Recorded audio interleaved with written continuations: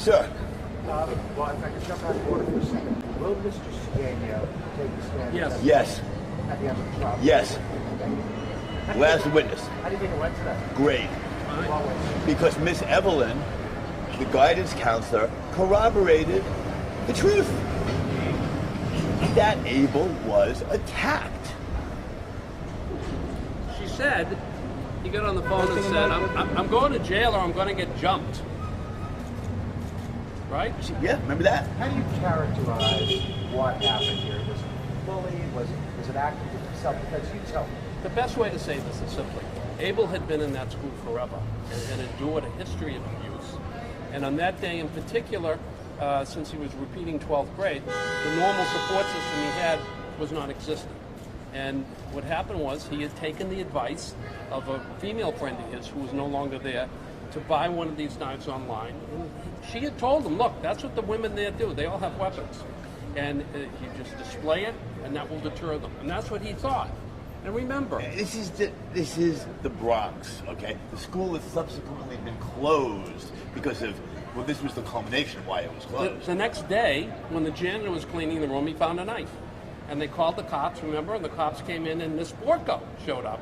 And they did a whole investigation. And they found the knife was from another student. Who was in class that day? And it slipped out of her pocketbook. His 16-year-old, yeah. It slipped out of his pocket inadvertently when they were jumping and running and this commotion. And Abel told the grand jury, and he told the police, and he told everybody that there's a plethora of weapons there. Everyone's carrying weapons, all sorts of weapons. Andy. Andy's here. Andy. Well, no, I mean, Ms. Evelyn testified that everybody was friendly at the school to each other. I think that they didn't like queer people.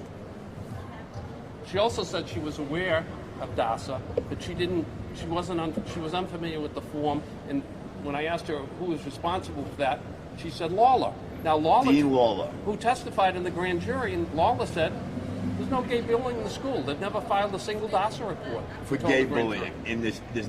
He told the grand jury there is no bullying in the school. Ladies and gentlemen, show me one school that you have been to as a student that there's not bullying.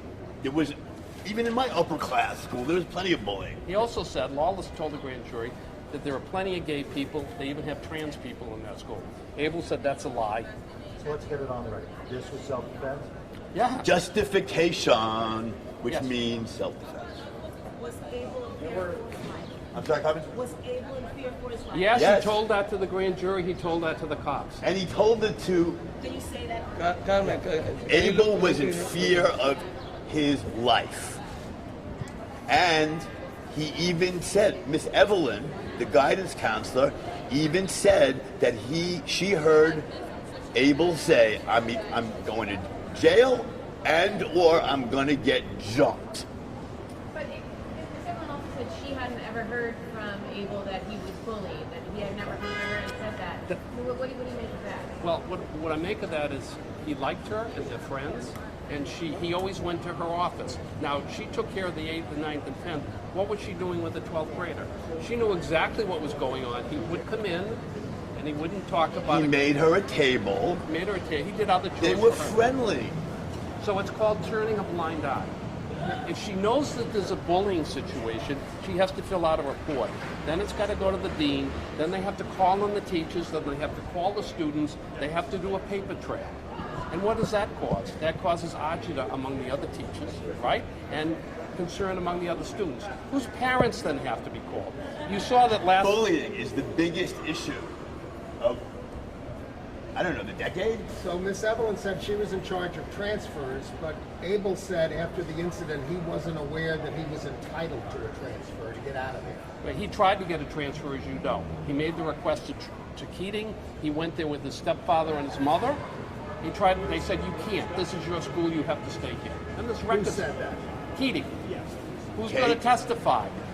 He's another beaut, that guy. You know, And- one of the things that is so horrifying as the parent of a child, of a teenager, and someone who attended public schools. You hear this is all going on, right? 2 kids coming from the back of the room to pummel this guy in the front, and you have 3 adults in the room. Everyone I've told the story to has said, where the hell were the adults? They couldn't control these pack of gang member, like barking dogs. Well, it's very hard to hear in the courtroom, but what was admissible in terms of the record of McCree and Lemoy? Good question. Good question. Good question. What was admitted, what was okay. not?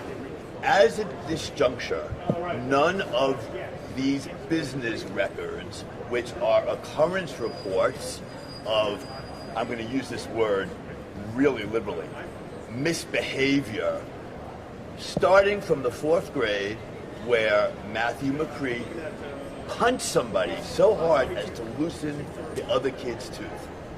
There are literally dozens of these occurrences reports, incidents reports, anecdotal reports, as Miss Evelyn called them. Yeah, anecdotal. All documented. Documented. And Signed by the Admissible, dean. are they They're At this juncture, they're not admissible. But we're going to get them admitted.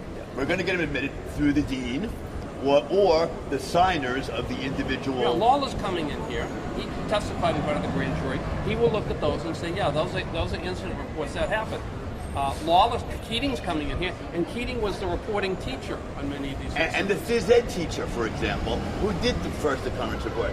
Every signatory of any of these reports is, if the people don't call them, we will make every I mean, attempt what to do you call them. make of the fact if you have somebody gathering a group of boys in the school to go down to the 4th floor to fight with another group of boys? What is that? Yeah, what is that? I read that incident report. I said, what is this? What's How that would story? you define, what's the one word that you would use to define organizing one group of boys to fight another group? In the school. What is that called, ladies and gentlemen? I'm waiting for an answer, Greg. What in the classroom? What is it? I didn't hear half what you I'm said. going to repeat the question, okay? I want somebody else other than I. Maybe Carmen, you can answer. When one student, Organizes.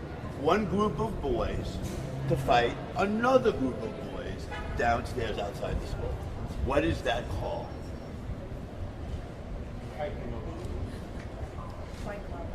Bike club? Harley club? In my day, Tupperware club. They used to call it the Jets and the Sharks. In some of your people's days, they used to call it the Bloods and the Crips. That's what this is all about. And Abel, of course, Thank you, guys. being the effeminate, gentle soul that he is, wants to stay away from that. These are incidents report from the Department of Education. Yes, Correct. ma'am. Yes, Carmen. They're all going in. They're all Thank you. going in. Well, I'm going to try my damnedest to get them in, and I will fight to the death to get them in. All right. Have a nice day, ladies and gentlemen.